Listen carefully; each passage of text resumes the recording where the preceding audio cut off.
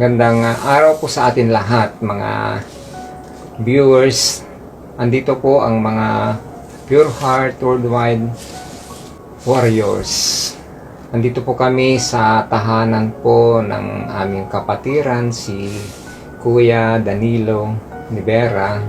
At kami po ay nagagalak na narito siya upang muli ay matutunghayan din yung testimony niya kung paano na pinagbigyan ng Panginoon yung buhay niya, yung panalangin niya, yung desire niya na muli ay lingkuran niya rin ng Panginoon sa buhay niya.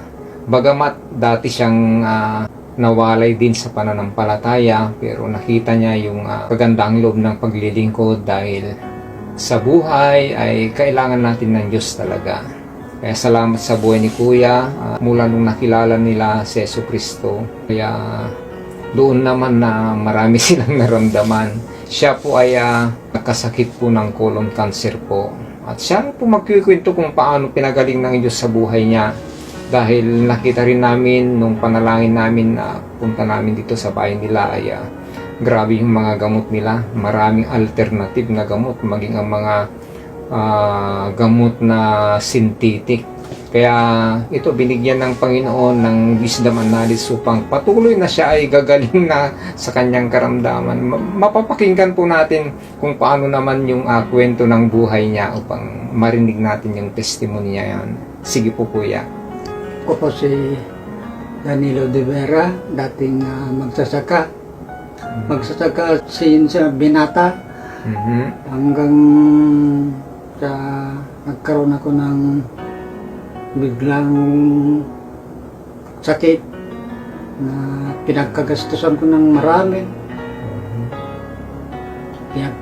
Pinagkaabalahan ng aking mga anak dahil sa paghahanap ng pera. Pero pasalamat pa rin ako sa Diyos at nandito pa rin ako, masaya. Amen. Dahil sa Panginoon. Praise God. Thank you, Lord. Amen. Yes. Nagagalak na ako na mag-testify dahil dapat kong bahagi itong aking nakamit na biyaya mula sa God, mula kay God, at sa pagdating po ng ating ng mga Pure Heart Warriors na siyang kilala ng aking bunsong anak na babae. At nag-request kami noon na puntan dito, kaya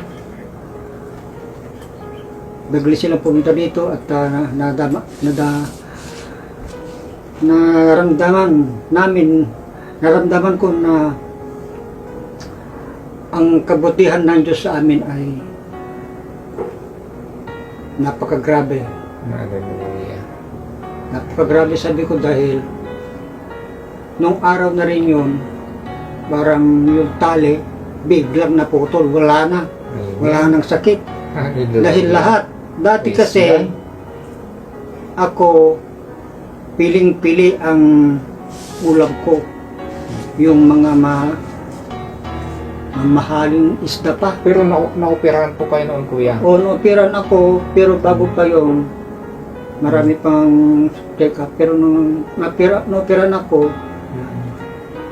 colorectal cancer, stage 3. Oh. At hindi ko alam kung paano nangyari ang aking pagka-opera, pero hindi magkasino ni 1920. Ma-lockdown. At parang nawalan ako ng pag-asa nung na makapag-survive. Pero magaling ang grabe ang Panginoon dahil hanggang ngayon dito pa ako. Mas malakas pa. Hallelujah. At lahat ng mga iniinom ko noon na pagkatapos kong naoperahan, pero before akong naoperahan na radiation, tapos opera, tapos chemo. At sabi pa ng mga doktor, wala ka ng colon cancer, sabi nila. Pero bakit ang dami-dami ko pang nararamdaman dito sa loob ng tiyan ko noon. Pag umatake yon, nako, naawa pa ngayon mga anak ko dahil umuulok sa sakit ito tiyan ko.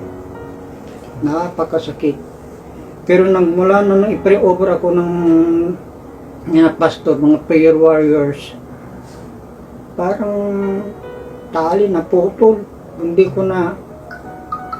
ko na nararamdaman ang sakit ng gaya ng nararamdaman ko noon dahil pag itong tiyan ko noon, pagkatapos kong kumain ng kahit ano, kahit sa pagmerienda ko sa umaga, wala na, sumasakit na dahil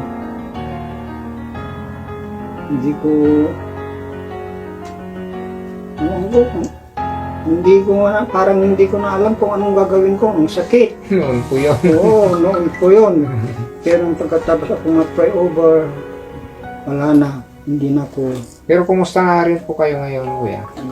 Pero ngayon, parang Bumalik yung dati ko kasi kuya. nagtaka nga ako nung nagpa-harvest kami.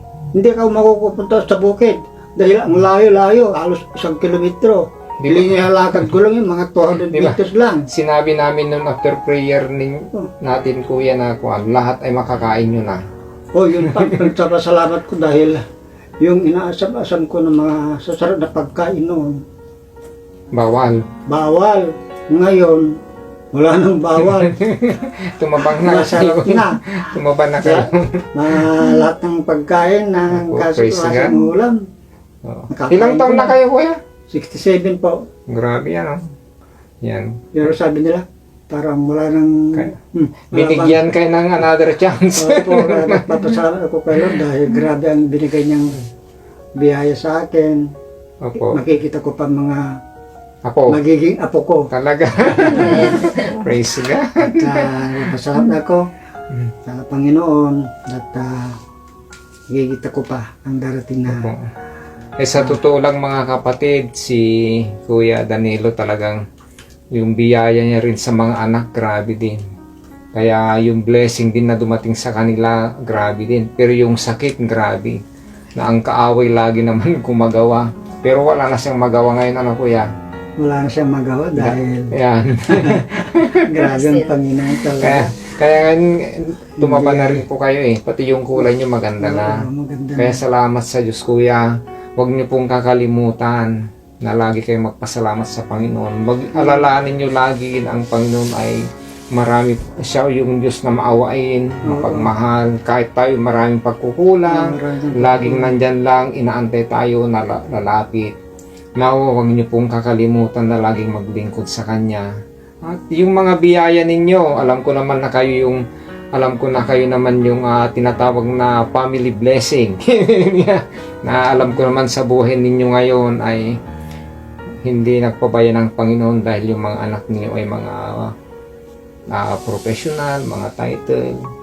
Kaya grabe ang ginagawa ng Panginoon sa inyo po. Kaya salamat po sa buhay niyo, kuya. Maraming salamat po dahil pinagbigyan niyo po kami ng kahit papaano napakinggan yung testimony niyo. So mapagpalang araw po sa atin lahat mga viewer, maraming salamat po.